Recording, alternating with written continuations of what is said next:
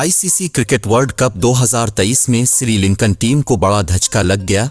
Team के कप्तान दिसुन शनिक्का मेगा इवेंट से बाहर हो गए। दिसुन शनिक्का की जगह चमका करुणारत्ने को श्रीलंकन टीम में शामिल कर लिया गया।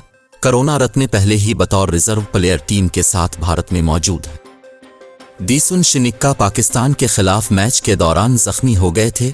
इंजरी की वजह से शनिक्का 3 हफ्ते के लिए टूर्नामेंट से आउट हो गए हैं। दूसरी जानिब श्रीलंकन टीम की क़ियादत कौशल मेंडिस को सौंपे जाने का इम्कान है।